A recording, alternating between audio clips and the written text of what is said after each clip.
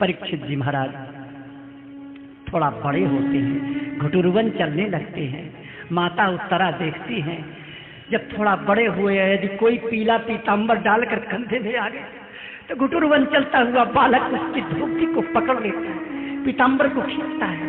जब वो व्यक्ति मुड़कर देख में तो परीक्षित जी रोने लगते हैं, रो करके लौट जाते हैं, बोल पाते नहीं, क्या कहें, हाय मेरे पेट में जिसका दर्शन हुआ था वो नहीं दिखाई देगा। एक एक व्यक्ति में परमात्मा की परीक्षा करने के कारण इनका नाम परीक्षित पड़ा है। जिस भक्त की परीक्षा पेट से ही प्रारंभ हो जाए है, उसका नाम परीक्षित है। इस प्रकार माता जी ने अपना स्वतंत्र नाम रखा, मेरे बेटा का नाम परीक्षित होगा। चाहे कितने भी नाम रख लो, लेकिन नाम माता जी का ही चलता है। बोलो वृंदावन बिहारी लाल की। धीरे धीरे परीक्षित जी महाराज बड़े होते हैं। इधर कुछ दिन के बाद विदुर जी महाराज आए। युधिष्ठिर जी महाराज का राज्य बड़े प्रेम से चल रहा है। धृतराष्ट्र और गांधारी को दिव्य ज्ञान दिया और कहते हैं, अहो महीयसी जंतो जीविता यया भवान भीमा प्रवर्जित पिंड मादते गृहपालवत्। विदुर जी कहते हैं धृतराष्ट्र और गांधारी से, ओहो, इस प्राणी को जीवित रहने की कितनी प्रबल इच्छा होती है, इसके कारण तो आप भीम का दिया हुआ टुकड़ा खाकर कुत्ते का सा जीवन बिता रहे हैं। भाई साहब जरा तो सोचो, कुछ तो सोचो। भैया क्या करें तुम बताओ। चलो छोड़ो, रात में जंगल चलें, महल छोड़ो जंगल चलते हैं। विदुर जी का आश्रय प्राप्त करके धृतराष्ट्र और गांधारी जंगल चले जाते हैं। भजन करके अपना कल्याण करते हैं। श्री युधिष्ठिर जी महाराज रोते हैं। नारद जी ने, तुम्बरु जी ने समझाया है, आप उनके भजन में बाधक मत बने। लेकिन महाभारत में कुछ प्रसंग आया है। युधिष्ठिर जी महाराज गए हैं तपोवन में, कल्प भेद से दोनों बातें सत्य हैं। बहुत समय व्यतीत हो गया, भगवान श्री कृष्ण की कोई खबर नहीं मिली। तो श्री युधिष्ठिर जी कहते हैं भैया अर्जुन से, भैया अर्जुन, मेरे प्राणाधार जीवन सर्वस्व वृंदावन बिहारी बांके बिहारी द्वारिकाधीश जी की कोई सूचना नहीं मिली। आप जाओ ना द्वारिका, देख करके आओ क्या हालचाल है। अर्जुन चल दिए, लेकिन अर्जुन वहीं रुक गए, लौट कर नहीं आए। बहुत बड़े बड़े अपशकुन होने लगे महात्मा युधिष्ठिर जी की आंखों में। युधिष्ठिर जी विचार करने लगे, ऐसे अपशकुन तो अंत समय ही हुआ करते हैं। अपशकुन विचार करके सिंहासन में बैठे बैठे रो रहे हैं। ऐसी स्थिति में महाराज युधिष्ठिर को देखा, सब लोग चिंतित हैं। उधर से दूर से अर्जुन रोते हुए चले आ रहे हैं। जितना दुखी अर्जुन को रोता हुआ आज देखा है, ऐसा युधिष्ठिर जी ने कभी जीवन में नहीं देखा था। आए और धड़ाम से पृथ्वी पर गिर गए। युधिष्ठिर जी के चरण पकड़ करके दहाड़ मारकर रोने लगे। अर्जुन कुछ बोल नहीं रहे। महाराज युधिष्ठिर कहते हैं, भैया अर्जुन क्या बात है, पूरे अध्याय में प्रश्नों की झड़ी लगा दी। अंत में कहते हैं, हमको तो ऐसा लगता है तुम्हारे प्राण श्री कृष्ण हैं, कहीं वही तो धराधाम को छोड़ करके नहीं चले गए। हमको ऐसा लगता है वही छोड़कर चले गए हैं, इसीलिए तुम उदास हो और तुम्हारा मुख तेजहीन हो गया है। बताओ ना, क्यों नहीं बोलते। नाम सुनते ही भावावेश हो गया है अर्जुन को। भगवान श्री कृष्ण की द्वारिका की लीला भावावेश में वर्णन की। नाम और वाणी के प्रभाव से, लीला के प्रभाव से कुछ शांति मिली। और कहा, हम तो भैया लुट गए। यदुवंशियों के विनाश का प्रसंग स्मरण कराया। तुरंत न कोई मुहूर्त देखी न समय देखा, परीक्षित बालक ही हैं, बुलाया। कृपाचार्य के आश्रय में रख करके सिंहासन पर बैठाया, तिलक लगाया, राजा पद घोषित कर दिया, परीक्षित को राजा बना दिया और अपने वस्त्र फाड़ लिए, धूल लपेट ली, बाल बिखेर लिए, मुख बंद कर लिया और पागल की तरह सिंहासन में बैठे बैठे उठ के चल दिए। युधिष्ठिर जी विचार करने लगे, जब मेरे साथ श्री कृष्ण ही नहीं है, जब इस धर्म के साथ परम धर्म नहीं है, तो इस धर्म की भी कोई कीमत नहीं है। धर्म की रक्षा कर परम धर्म करता है और इस धर्म को छोड़कर परम धर्म चला गया तो ये धर्म रहकर क्या करेगा। धर्म स्वरूप श्री युधिष्ठिर हैं और परम धर्म रूप भगवान श्री कृष्ण। धर्म की रक्षा परम धर्म करता है। हम धर्म कर्म करते हैं लेकिन परम धर्म पर ध्यान नहीं है तो ऐसे धर्म की कोई कीमत नहीं है। इसलिए धर्मराज जी कह रहे हैं, अब हमारी कोई कीमत नहीं है, हम चलते। पांचों भाई पीछे से द्रौपदी चली हैं, हिमालय में शरीर शांत हो गए हैं, केवल युधिष्ठिर जी का शरीर बचा है। युधिष्ठिर जी धर्मराज के रूप में संयमनीपुरी में यूं कि तो विराज गए हैं। बोलो वृंदावन बिहारी। आप लोग महात्मा के दिन श्रवण कर रहे थे, परीक्षित जी ने कलयुग का दमन किया। वो दमन क्यों किया? उद्धव जी ने आज्ञा दी थी कि आप परीक्षित जी कलयुग का दमन करें, क्योंकि युग के प्रभाव से बुद्धि विकृत होती है। भजन कीर्तन सत्संग भागवत में व्यवधान बहुत आता है। तो कलयुग का दमन करने के लिए परीक्षित जी चारों तरफ घूम रहे थे। वही दृश्य यहां प्रस्तुत किया। परीक्षित जी को मालूम पड़ गया है कि कलयुग आ चुका है। भागवत की महिमा में महात्मा में वर्णन आया है, स्कंद पुराण के महात्मा में। परीक्षित जी महाराज कलयुग का दमन कर रहे थे, चारों तरफ बाण लेकर के भगवान नाम स्मरण कर रहे थे। ऐसी परिस्थिति में एक दिन की बात है, श्री परीक्षित जी ने देखा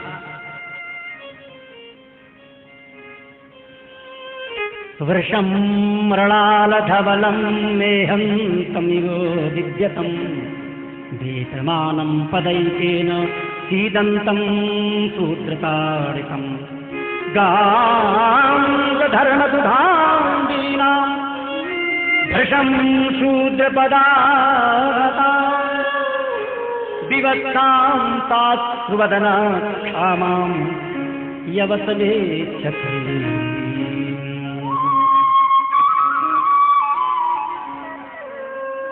धर्म बैल के रूप में एक पैर है। उस बैल के कमल तंतु के समान श्वेत रंग का बैल एक पैर से खड़ा कांप रहा है तथा शूद्र की ताड़ना से पीड़ित और भयभीत होकर के मूत्र त्याग कर रहा है। और वहां गाय रूप में पृथ्वी माता खड़ी है, वो भी डर रही है, लातों के द्वारा ताड़ना दे रहा है, पिटाई कर रहा है। कलयुग काले काले रंग का नाटा नाटा शरीर है उसका, छोटा सा। दूर से देखा परीक्षित जी ने, बाण का अनुसंधान किया, तलवार निकाली। कौन है रे जो हमारे राज्य में गौ और बैल को कष्ट दे रहा है? कलयुग ने विचार किया, बस अब तो ये हमको मार ही देंगे। तुरंत मुकुट उतार करके अस्त्र छोड़ करके श्री परीक्षित जी की शरण में आया। परीक्षित जी ने कहा, चलो कोई बात नहीं, तू यदि शरण में आया है तो बता तू कौन है? महाराज मैं कलयुग। धर्म से पूछा, धर्म ने भी बात बताई, गौ ने बात बताई, किसी को दोष नहीं दिया। कहते हैं तुम हमारे राज्य को छोड़कर चले जाओ। महाराज मैं कहाँ जाऊं बताओ तो सही। विश्व में मैं आपका राज्य भी यदि छोड़कर चला जाऊं तो जहां देखता हूं आपको देखता हूं, धनुष बाण लिए मेरे पीछे खड़े हैं। आप कृपा करके कुछ स्थान दे दो ना। तपः सत्यम दया सत्यमिति पादाः कृते कृताः अधर्मां तैस्त्रयो भग्ना मय संगनदैस्तव। इस कलयुग में धर्म के तप रूपी पैर को अभिमान ने समाप्त कर दिया है। तप, पवित्रता, दया, इन तीन पैरों को समाप्त कर दिया। एक सत्य बचा है, सत्य रूप परमात्मा और परमात्मा का भजन। सत्य स्वरूपम सत्यसम सत्य बीजम नमाम्यहम्, सत्यम परम धीमहि। बस सत्य रूप भगवान श्री कृष्ण ही सब धर्मों के धर्म हैं, वही इस धर्म की रक्षा कर रहे हैं। एक पैर बचा है सत्य।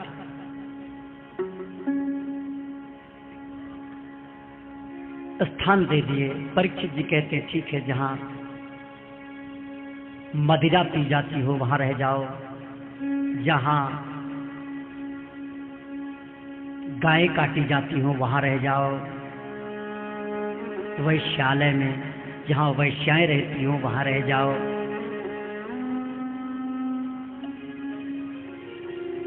और अधर्म से कमाए हुए सोने पर रह जाओ। धन पर, अधर्म से कमाए हुए धन पर तुम्हारा अधिकार है। एवं मस्तु कहा, वो दृश्य अदृश्य हो गया।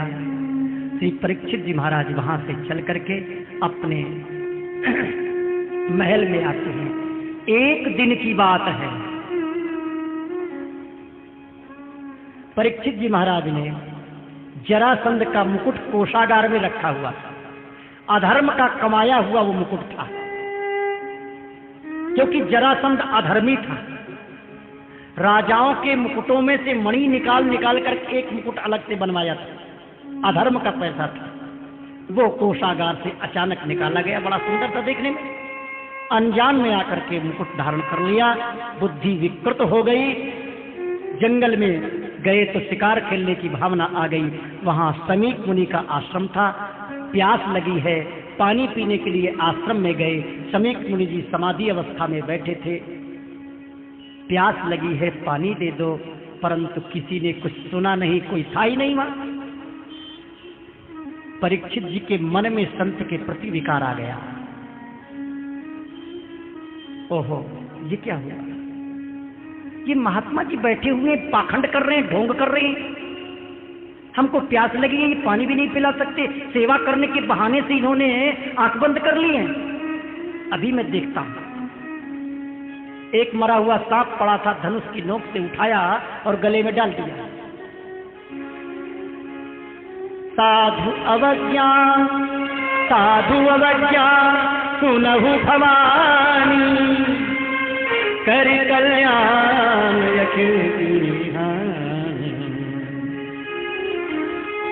संत कहते हैं भाई अनहोनी होके रहती है। अनहोनी कछु होय न, होनी मिटन कोय। देखो सीता दशरथ, देखो सीता दशरथ अति समर्थ कह दो, अति समर्थ कह दोई। राम भरता वशिष्ठ गुरु, यदुवंशिन को नाथ भयो देखत परमेश्वर। पारीक्षित उर्व्याल मृतक पहिरायो मौनी, भगवत इच्छा जानी नहीं जानी। अनहोनी, अनहोनी घटना थी, हो घट गई। परीक्षित जितने धर्मात्मा होकर के भी संत के प्रति इनके मन में विकार आ गया, क्योंकि वो अधर्म का मुकुट उनके सिर पर था।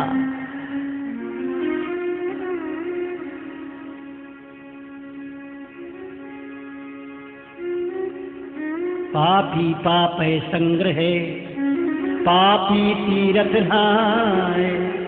जल सब ही उज्ज्वल करे, वाके में लेखाए। धन में, पैसे में व्यक्ति के कर्म का फल जुड़ा हुआ होता है। अधर्म से कमाए हुए धन पर भजन में मन नहीं लगता। ऐसा महात्माओं का अनुभव है।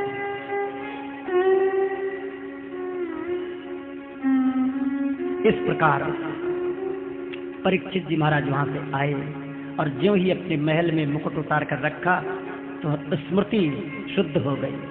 ध्यान आया, ओह हमने तो किसी संत का अपमान कर दिया है, अपराध कर दिया। हाय, इसी समय मेरे को दंड मिले, संत श्राप देकर मेरे को भस्म कर दे तो अच्छा था। इधर समीक मुनि के पुत्र एवं शिष्य कौशिकी नदी में स्नान कर रहे थे। वहां आपस में एक बालक ने देखा, परीक्षित राजा ने आपके पिताजी के गले में मरा हुआ सांप डालकर अपमान किया है। तुरंत वाक वज्र का प्रयोग किया, वाणी रूपी वज्र का प्रयोग किया। तक्षक सप्तमे हनि, हे राजा परीक्षित, तूने मेरे पिता और गुरु का अपमान कर लिया है, इसलिए तुम दंड भोगो। आज से 7 दिन पीछे तुमको तक्षक नाग डसेगा और तुम मर जाओ। पिता और गुरु के शरीर के सामने खड़ा हो गया और करुण क्रंदन करने लगा। पिताजी की समाधि खुल गई। समीक मुनि कहते हैं, बेटा क्या बात है, क्यों रो रहा है? मत रो, पिताजी आपका अपमान किया है। राजा परीक्षित ने आपके गले में देखो मरा हुआ सर्प डाल दिया है, कैसा बुरा लग रहा है।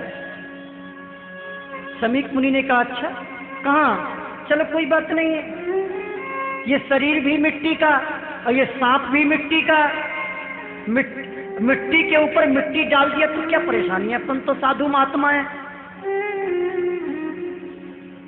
अपमान कौन सी चीज है?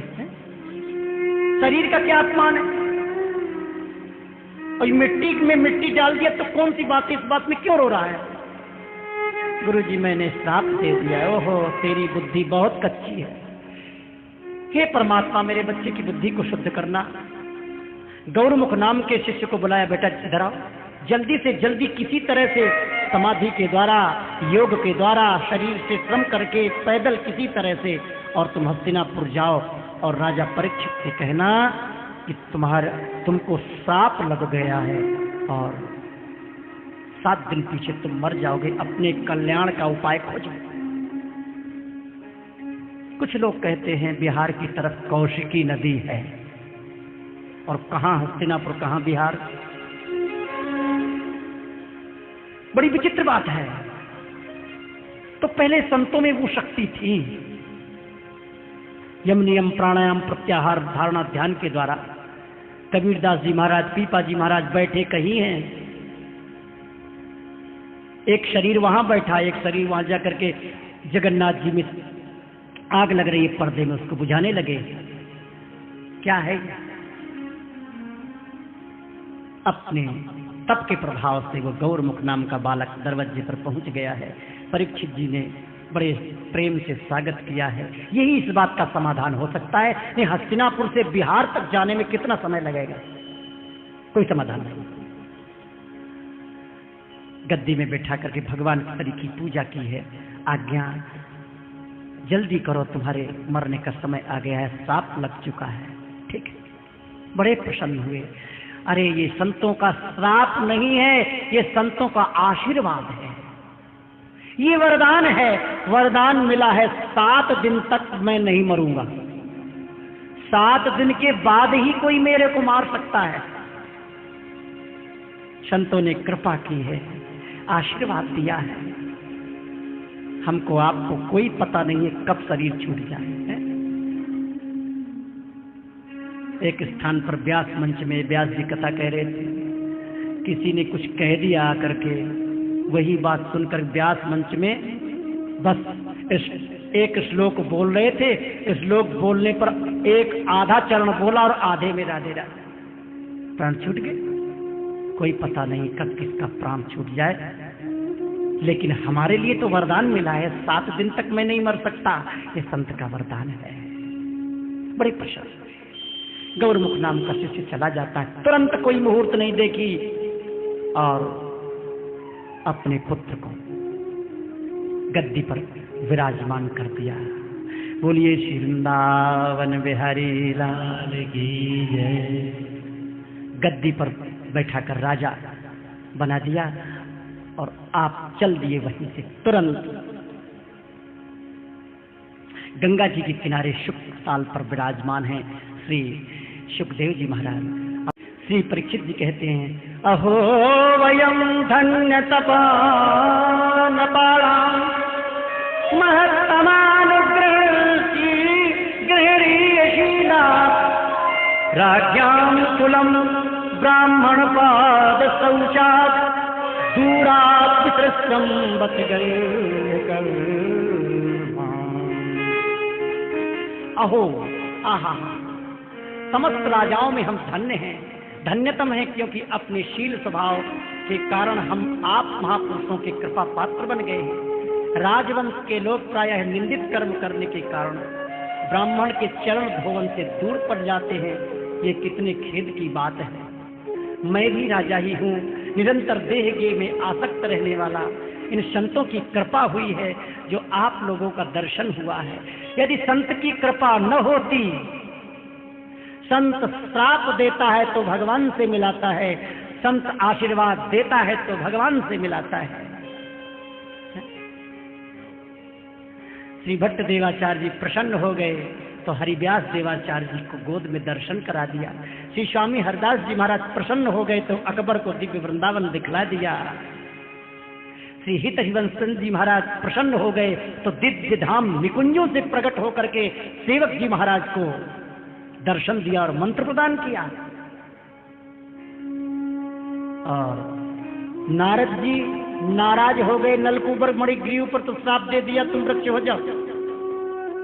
नंद भवन के दरवाजे पर वृक्ष हो गए, जड़ हो गए। भैया ठाकुर जी की प्राप्ति बिना जड़ बने नहीं मिलती।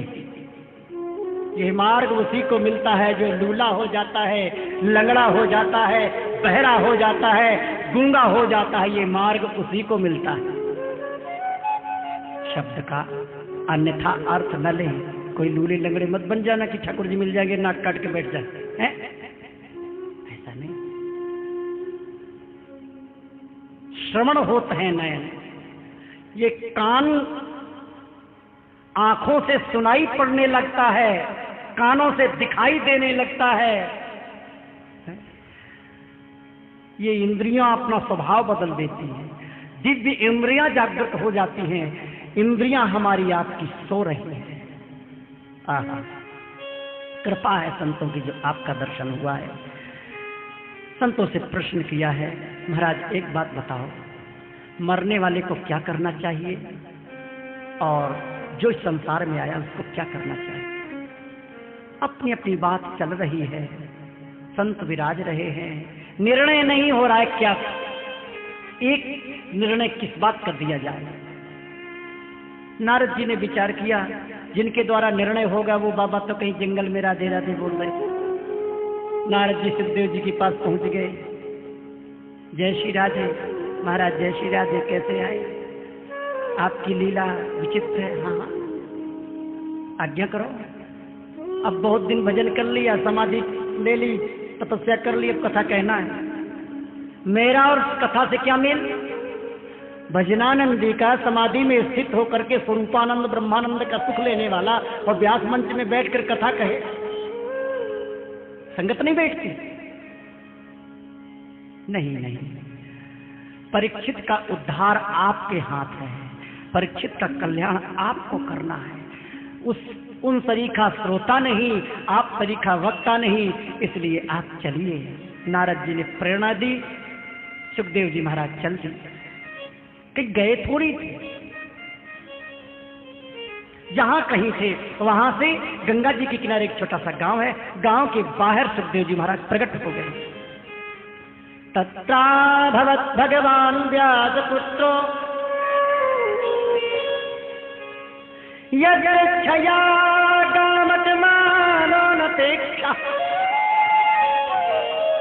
अलक्षलिंगो निजलाभतुस्तो व्रतस्य बालैः अवधूतवेशः तं वयस्वरसं सुकुमार पाद करोरुवावंस कपोलगात्रम्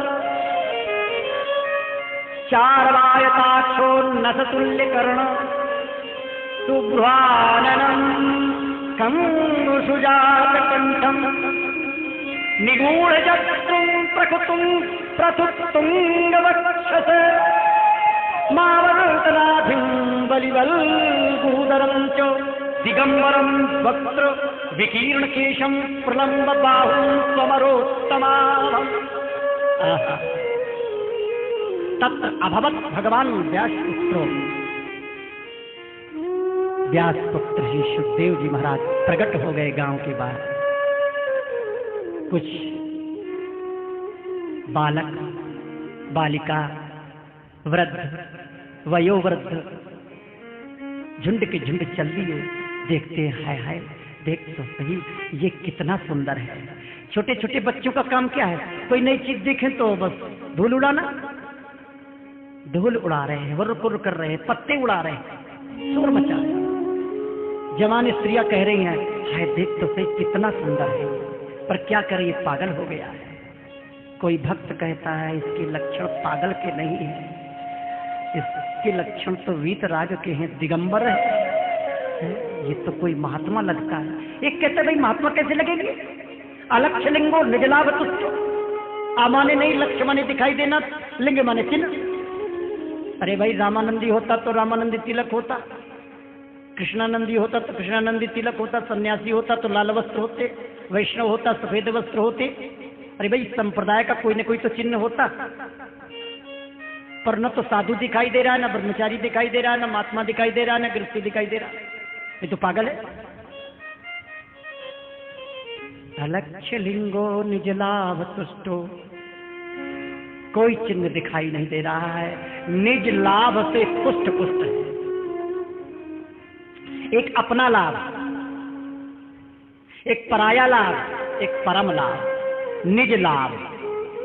अपना लाभ क्या है, शरीर का लाभ कोई लाभ नहीं है, इंद्रियों के सुख का सुख लेना कोई लाभ नहीं है। लाभ तो अपना निजी, अपने परमात्मा अपने पास हो और अपने की सेवा अपने स्वयं करें, इसलिए ये अपना लाभ है, निजी लाभ है।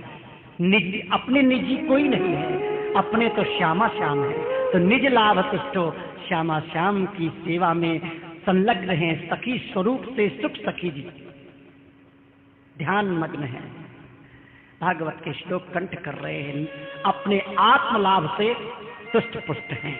निज लाभ पुष्टो व्रतश्च वालैः अवधूत वेशः, अवधूत वेश है। तम द्वै अस्त वर्षम, अस्त 2 8 गुनी 16, 16 वर्ष का 16 वर्षीय इनका सुंदर श्याम का स्वरूप है।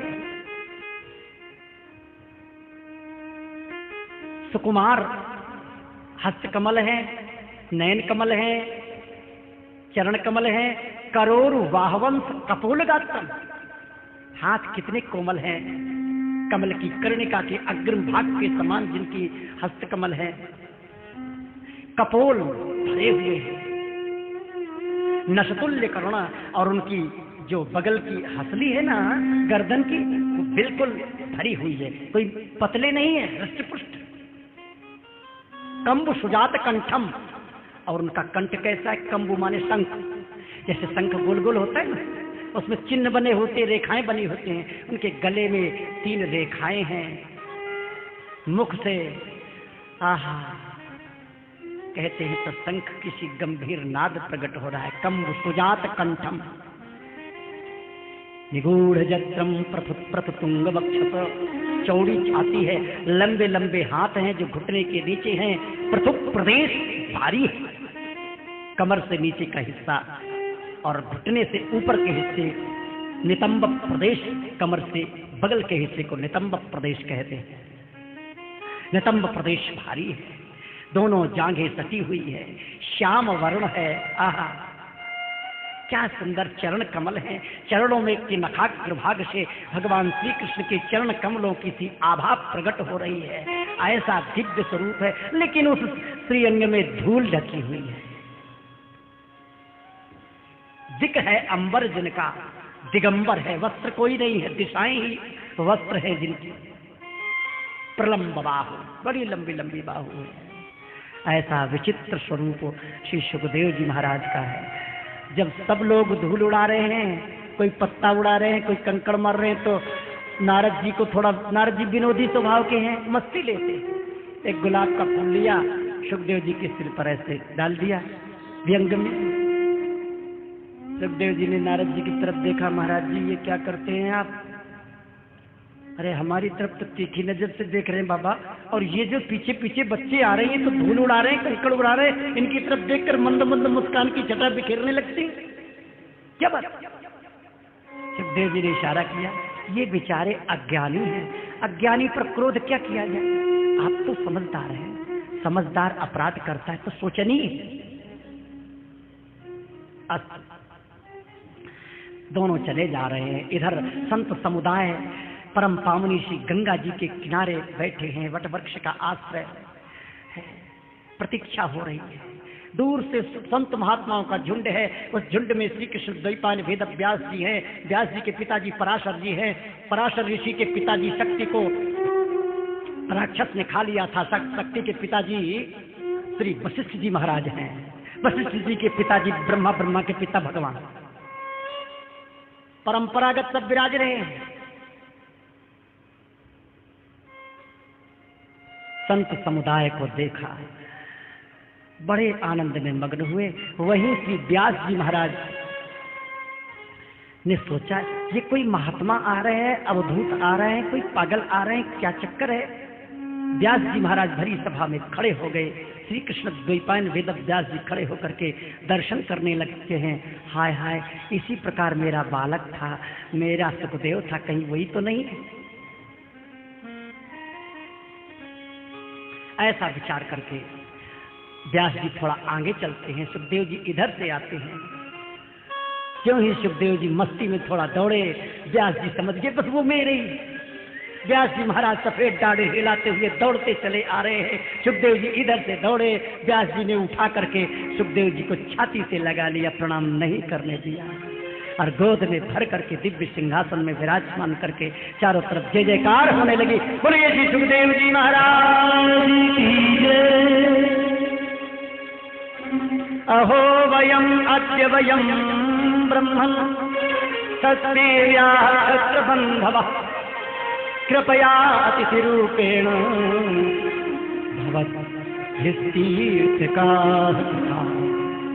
परीक्षित जी ने कहा, हे ब्रह्मस्वरूप भगवान, आज हम बड़भागी हुए, क्योंकि आपराधिक क्षत्रिय होने पर भी हमें संत समागम का अधिकार प्राप्त हुआ है, अधिकारी समझा गया है। आज कृपा पूर्वक अतिथि रूप से पधार कर आपने हमें तीर्थ के तुल्य पवित्र बना दिया है। आप जैसे महात्माओं के स्मरण मात्र से ही गृहस्थों के घर तत्काल पवित्र हो जाते हैं। आपकी जय हो, आपकी जय हो। पत्र पुष्प माला से बड़े प्रेम से श्री सुखदेव जी का सम्मान हुआ है, बड़े प्रेम से श्री सुखदेव जी का सम्मान कराया। सुखदेव जी क्या सुंदर दिव्य स्वरूप है। श्री सुखदेव जी का स्वरूप साक्षात भगवान श्री कृष्ण का ही स्वरूप है। आचार्य माम विजानेयात नाव मन्नेत कर। परीक्षित जी हाथ जोड़ करके विराज गए हैं। आरती पूजन माला आदि धारण करा करके आंखों से अश्रु बहा करके निवेदन करते हैं। परीक्षित जी ने कहा, गुरुदेव अतः पृच्छामि संसिद्धिं योगीनां परमं गुरुं पुरुषस्य यत् कार्यं म्रियमाणस्य सर्वथा। अतः पृच्छामि संसिद्धिं। हे महाराज, योगीनां परमं गुरुं, योगियों के परम गुरु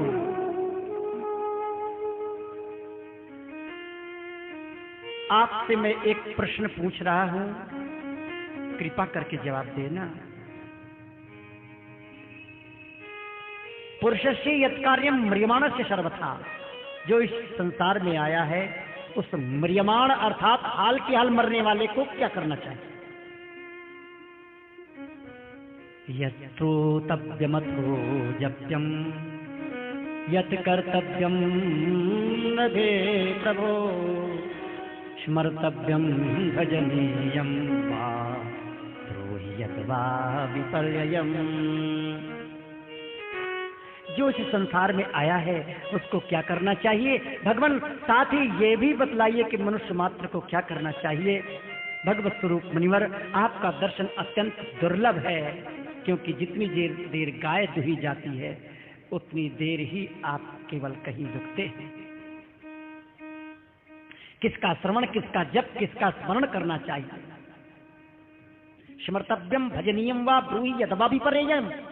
किसका भजन करे, किसकी कथा सुने, किसका चिंतन करे, किसका ध्यान करे, किसकी शरण ग्रहण करे? मैं कुछ नहीं जानता महाराज, आप कृपा करके बताइए ना। वरीयाने सुते प्रश्न कृतालोकहितं नता आत्मवित्तमत कुंसाम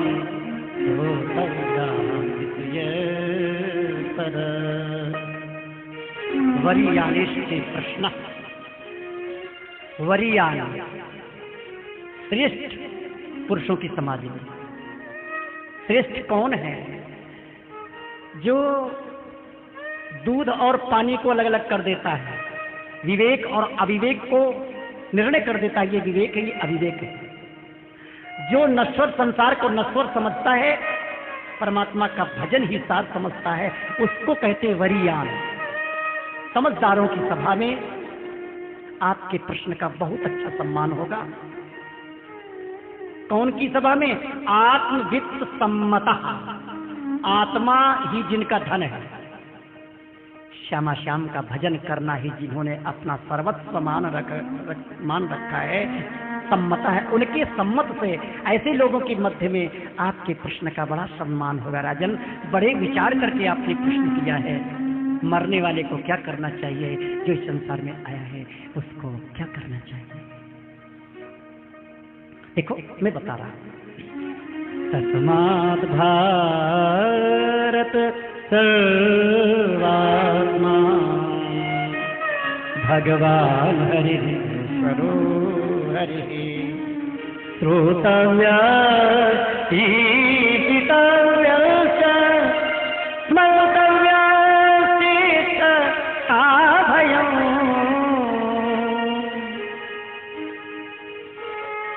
एतन्निर्विद्यमानानाम् इच्छताम् कुतो भयम् योगिनां नपनिर्णीतम् हरे नामानुकीर्तनम्। एतावान् सांख्ययोगाभ्यां स्वधर्म परिनिष्ठया जन्मलाभ परं पोषाम् अन्ते नारायण स्मृति। तस्मात् भारत, अरे भारत, अरे परीक्षित, भगवान सर्व आत्मा है, ईश्वर है, हरि है, ब्रह्म है, परमात्मा है। उन्हीं की कथा सुननी चाहिए, उन्हीं का कीर्तन करना चाहिए, स्मर्तव्य है, और उनका ही स्मरण करना चाहिए। इसके अलावा और कुछ भी नहीं करना चाहिए। ऐसा करने से ही जीव का परम कल्याण है। अंत के समय यही करना चाहिए।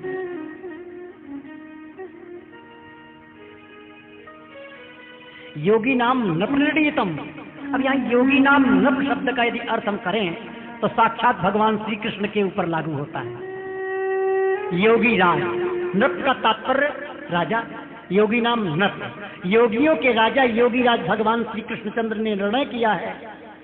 परीक्षित सुनो, जिस समय अर्जुन ने कहा मैं तुम्हारा शिष्य हूं, शिष्य से हम, अपने दिल की बात बताओ, इधर उधर मत घुमाओ, अपने हृदय की बात बताओ। आप क्या कहना चाहते हो? एक काम बताओ, मैं उसको करूंगा, 10 नहीं करूंगा। आपने योग भी बता दिया, कर्म भी बता दिया, ज्ञान भी बता दिया, भक्ति भी बता दी, मेरी समझ में कुछ नहीं आता है, सब राधे राधे। हमको तो एक छोटी सी बात बता, तो बस उसी को करूंगा, आप जो कहोगे सो करूंगा। भगवान बोले हाँ अब तू लाइन पे आ गया, चेला बन गया ना, तो ठीक सुन। सर्वधर्मान परित्यज्य मामेकं शरणं, सब धर्मों को छोड़ दे। आप कोई धर्म वाले डंडा लेकर खड़े हो जाएं, बाबा कथा कह रहे हो कि हमारे धर्म का खंडन कर रहे हो। अरे भाई बात समझने की है, ये बात चेला को सुनाने की है, आम जनता को सुनाने की नहीं है। जो अपना चेला होता है उसको सुनाया जाता है। भगवान अपने चेला को सुना रहे हैं। सर्वदेशी भाषा पहले बोल गए पूरी गीता में, जिसको जो चाहिए, जिसका जिसमें मन लगे करो। लेकिन चेला बन गया तो उसको पात्र भेद से यही बता रहे हैं, बस शरण में आ जाते, मेरी शरण में माम एकम शरणम व्रज, एक मेरी शरण में आ जा, 10-10 की शरण मत जाए।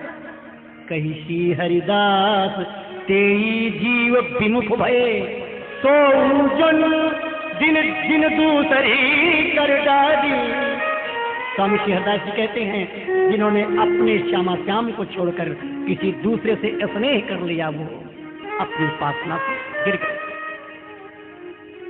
इस प्रकार कहते हैं बस उन्हीं श्री कृष्ण का भजन करना चाहिए।